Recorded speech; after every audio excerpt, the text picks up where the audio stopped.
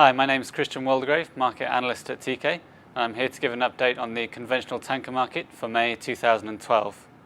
And what we saw during May was a continuation of what we've seen in the previous couple of months, in that the larger crude tanker sectors, the VLCCs and the Suezmaxes, have generally been outperforming the Aframaxes and the product tanker sectors. And that's due to ongoing high levels of OPEC crude oil production.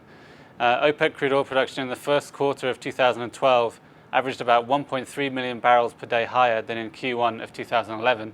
And in May, OPEC crude production was at around 31.8 million barrels a day, which is the highest since September 2008. So those high levels of OPEC crude oil production have been what have been boosting VLCC and Suezmax rates. And in May, we saw VLCC rates at about $36,000 per day, which was the third consecutive month of VLCC rates being over $30,000 a day, which is the first time that's happened since Q2 2010. And Suezmax rates as well were at about $28,000 per day.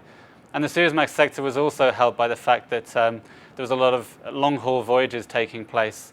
So ships not just going West Africa to the US, but also up to Europe, down to South Africa, and also a lot of movements to the east. So that really helped Suezmax ton-mile demand during May and gave a boost to rates. In the Aframax sector, rates have been stuck in the low teens where they've been for much of the year. And that's because Aframax rates aren't so highly correlated with OPEC crude production.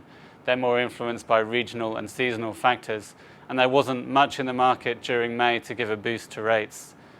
Looking ahead to the next few months, we do expect Q2 and Q3 to be weaker in terms of tanker rates.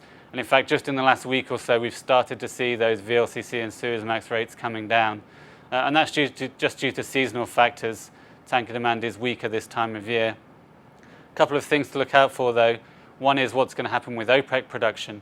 As we've said, OPEC production has been what has been driving Suezmax and VLCC rates.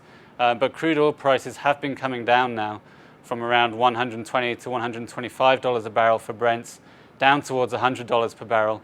Also, tomorrow marks the start of the Atlantic hurricane season.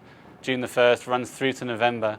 The long-range forecasts are for an average hurricane season, but any hurricanes that do emerge in the Atlantic could impact on oil production in the US Gulf and also shipping and refining operations. So that sometimes can give a boost to tanker rates over the summer months. So that's an update on the tanker market for May, and we'll speak to you again next month.